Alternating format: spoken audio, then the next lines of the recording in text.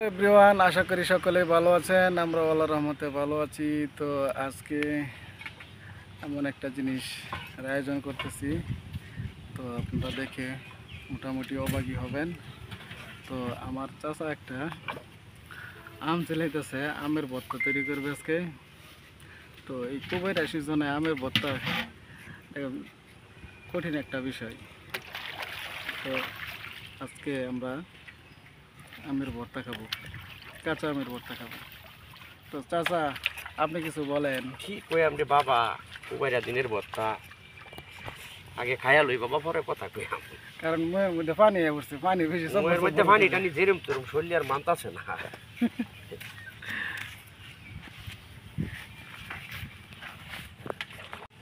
খুব বাইরে আমের ভর্তা বড়া আর কি আছে।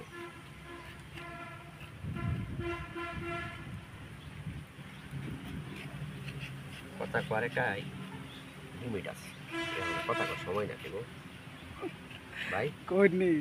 এখানে মনে করেন আমের ভর্তা বানাইতেছি মানে হুমবালা এটা খাইয়াম নাহে মুহে পানি সবর সবর হতাছে। পানি উঠছে, তোমার বানিয়েছে, তোমার দূর বানিয়েছে। আপা আপা বাবা আমার সেরি বেহর বা হিন্দু বাড়ি নাকি? হিন্দু মুসলিম সবই আছে। এই কুবার আসে জন্য আমের ভর্তা খাওয়াটা তো ভালোই লাগছে। কঠিন সেরকম স্বাদ। স্বাদও তো পরে পরে এটা আপনার এখন তো রাজশাহী ছাড়া কোনো জায়গায় কাঁচা আম নাই। ময়মনসিংহ জেলার দেশি কোনো আম কাঁচা পাওয়া যেত না। বেশি করে যায়। কাঁচা আম ছিলানো প্রায় শেষ।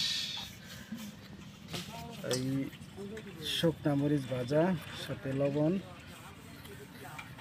তো একটু পরেই আমের ভর্তা আয়োজন করা হয়ে যাবে। তো এখন আমরা আম বলতেছি, আমটা আমরা ফেলে নিই এভাবে।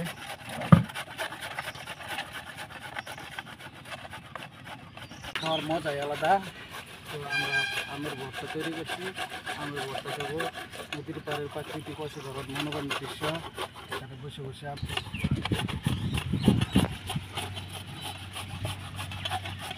কোন টক লাগে। টক জিনিস যদি টকের মতো না হয় তাহলে কি মজা লাগবো?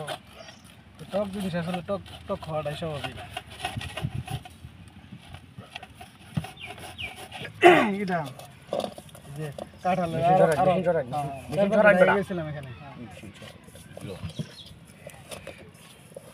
ও আচ্ছা, আমার সেরকম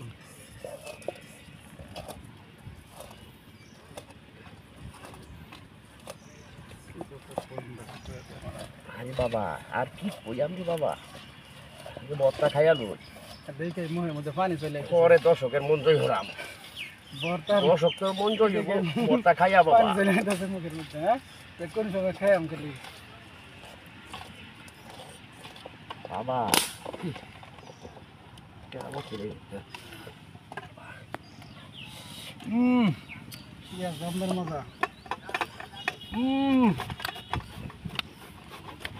সেই স্বাদ সেই স্বাদ আহ আহ আহ বাবা ভর্তার আয়োজন প্রায় শেষ, এখন খাওয়ার পালা।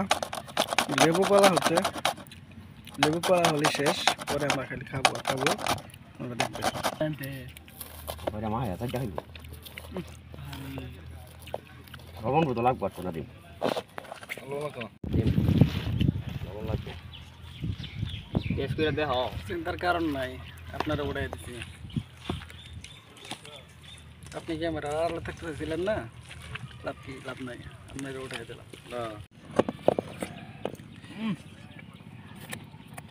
আচ্ছা আমাকে রে